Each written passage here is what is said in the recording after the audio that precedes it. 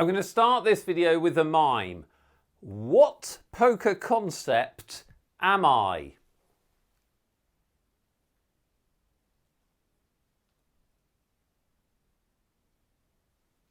That's right, I'm your growing poker bankroll. Do you enjoy that? I'm Nick from Transform My Poker. It doesn't get any better than that. You'll notice that I was going up there. I hope your bankroll is going up. This video is to give you some concrete advice to start and build a poker bankroll. You'll have noticed from my extremely emotionally deep mime that your bankroll goes up and down. Overall, it goes up when things are working, but you will experience fluctuation. So building a poker bankroll can be a challenge. The other big challenge we face is that you and me and every poker player wants to be able to play higher. We want to play bigger stakes because you can win more, it's more exciting, it means you're at a higher level of competition and you're probably a better player. And that can cause us to make some bankroll mistakes. And I don't want that for you. I want you to build a bankroll solidly, consistently, and have it with you over the months and years to come. And watch it grow and then spend it on shiny objects. So let's figure out how you can do that. The first thing is that you need to have clear goals with your bankroll. So first of all, you need to decide if you're going to have a poker bankroll or not. So in my way of doing things, my poker bankroll is separate to my other world money. So it's money for poker. And if I take money out of my poker bankroll to use for something else, then I'm diminishing the amount of money I have to play poker with, so I need to be clear about that. Now, you don't have to run things that way at all, especially if you're not going to play professionally. You could run it so that you have money to play poker with, but you supplement that money when you want to play bigger events or bigger cash games, or if you have losses from your day job or your pension or any other source of money. You may want to just run all your money together and just play poker when you want to play poker. It's totally up to you. I think there are some advantages to having a separate bankroll, even if you're always going to be a recreational player or semi-professional player. It just allows you to keep track more easily. You get that feeling of accomplishment when you build it. It'll give you a stronger indication of what level you should be playing at. And I think it just keeps things clear as to whether you're winning, losing, and how much. But it's totally up to you. The most important thing is that you've got clear goals for your money in poker. And this should relate to your goals as a poker player. So if you're currently playing 1 cent, 2 cent, and you want to play $1, $2, well, you can relate your bankroll goals to those limits, which I'll show you in a second. Exactly the same with tournaments. If you want to play bigger tournaments, you can do it in the same way. But it's really good to have clear goals. Now, you can make this fun and interesting and not dry and just about the money. You could say, I'd like to win enough money this year for a certain holiday, right? Or a car, or a big TV, or many big TVs. Or I'd like to win a certain amount of money to play the World Championship or play a big local event in my hometown or my home country. There's lots of different ways you can do this, but I think it's really helpful if you have clear goals for your money in poker. So write some for yourself, use some of the guidelines I've just given you. And then the next most important thing, and the biggest mistake people make, is that you should probably play lower than you think. If you want to build a bankroll, you should be probably playing lower. So I obviously mean stakes, so lower cash game stakes, sit and go stakes, tournament stakes. The reasons for this are a couple of big reasons. First of all, people overestimate their ability. Every poker player does. It's a bit like driving. Everyone thinks they're above average driver. You're probably a slightly worse poker player than you think. True for me, true for household poker names, true for you, I'd guess. And, like I said, people want to play higher if possible. So the first thing is you're going to find your poker life much easier. The second thing is there's a lot more variance. There's a lot more up and downs in poker than you think. The up and downs mathematically are kind of scary and it takes much longer for an edge to play out than we think. So we want to minimize that. We want to put our edge through the game as many times as possible. And we can do that by having lower buy-ins, by playing at a lower limit. And then finally, it's just going to make you a lot more life happy. That's just true. You are going to get a lot more enjoyment from your poker if your individual wins and losses have less of an impact overall on your bankroll. Now I'm going to talk about later in this video taking shots and playing higher, which is something else entirely and can be really exciting and can give your poker a big jump forward. But in general, play lower than you think. Now, something I get asked a lot is about guidelines for bankroll and buy-ins. This is not something that's possible to give a fixed answer to because it depends on what your goals are and how you're running your poker money. So if your poker bankroll goes bust, are you more than happy and do you have the money to comfortably refund it? If you don't, then you need to be much more conservative with how many buy-ins you have in your bankroll. The other big element is how do the games you play and what's your edge in them. The bigger your edge and the less aggressive the games you play, and especially if we're talking about cash games, the smaller your bankroll can be because you're going to win more often and your money's going to go through less swings, right? So you can have a smaller bankroll relative to the game. As a really general rule of thumb, at a cash limit, you need to have about 40 buy-ins in No Limit Hold'em, about 40 to avoid the risk of going broke, assuming you're a winning player. And you need to be prepared to drop down if that shrinks below 20 buy-ins. In tournaments, you should actually have a lot more. Now, this will come as a nasty shock, but the variance in tournaments is huge. You can go ages without winning, and you need to have the money to ride that out. So something like a buy-in being 2% of your overall bankroll is ideal, 2.5%. So you need 50 or 40 entries at whatever level you're playing. So if you're playing $10, you need $500 in your bankroll, and so on.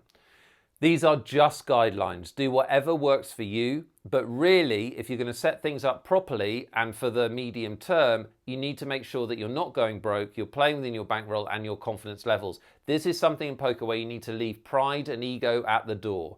There's nothing wrong with playing lower. It's going to make you life happier. You're going to build up your poker skills better because you're going to have less emotion involved and less risk of going broke. All right, let's talk about the difference between live versus online.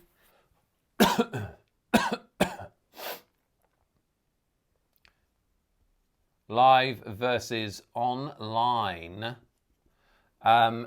These are very different for building a bankroll. It's just way easier online. And I'm really sorry if you're watching this in the States or somewhere else where you can't play online poker.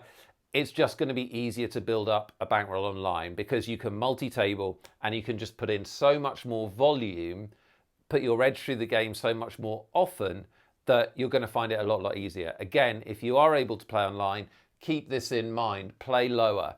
Try and add a table or two. Do this slowly, but at a lower limit where the games are easier because your money's going to go through less fluctuation. You're going to build that bankroll more quickly. Live, it is more challenging. You are going to have to put in the hours in order to build a bankroll live. I'm not going to, pussyfoot about that because you're just getting in so many fewer hands. It's just harder to do. All of these principles that I'm going to go through will apply. It's just going to be slower live, so bear that in mind. Now, that might mean you take a different view. That might mean that instead of building a bankroll slowly, you decide you're going to play poker recreationally, maybe less often, but you're going to try and play at a level that kind of excites you, gets the adrenaline going, and if you win that slightly bigger tournament, it has a bigger payoff. Completely up to you. Obviously, it's down to you to make responsible decisions with how you allocate your money. But growing that bankroll is just something that you're going to have to psychologically admit will take longer if you can only play live. It can still be done. There are plenty of people who have grown massive bankrolls playing live poker. You absolutely can do it. You just need to commit to the longer term. All right, let's talk about free money. Free money. A poker playing friend and coach of mine who ended up with, he ended up making more than 7 figures from poker, gave me this advice. It worked for him and he went on to reach the top of the game. There's no reason why it won't work for you. Again, when you're building your bankroll, don't be proud. There is plenty of free money out there in poker. I'm talking about free rolls, free deposit bonuses, loyalty bonuses, cashback bonuses, all the stuff that online sites give, and live card rooms do it as well. When you have a small bankroll and you're starting out, take advantage of all these things, because when you're playing lower and you're just building up and starting your bankroll, they can actually have quite a big impact. So there's nothing wrong with registering for different sites just to get the deposit bonuses, just to get whatever else they're offering, playing different card rooms to get their bonuses, playing in, giveaway end of week or end of month or whatever it is tournaments. Look out for free money because it all counts, right? And speaking of which, the biggest chance that, not free money, but kind of free money that most players overlook is satellites.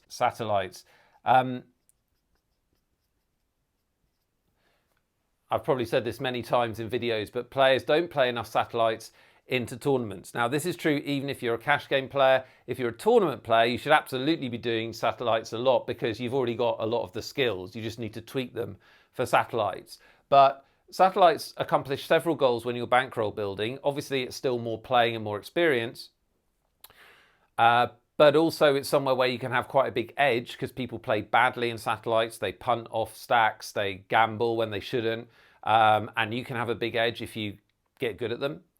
And then thirdly, you're getting entry into a bigger tournament where obviously that can have a bankroll multiplier effect if you cash in a bigger tournament than you usually play. So that's a good opportunity.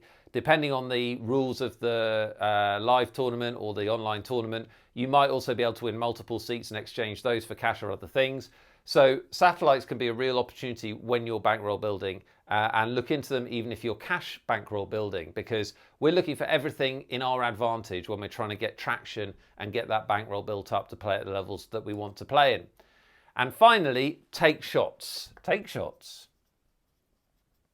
So taking a shot, I'm sure you've heard the expression, just in case you haven't. Taking a shot just means trying to play at a higher limit than you're used to. You're literally taking a shot at glory, if you like.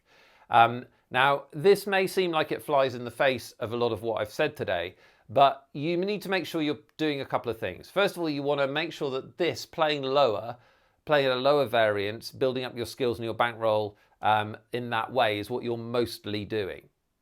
However, it may be that you are better than the level that you're playing at. That may be true, right? And you're just playing there for bankroll reasons.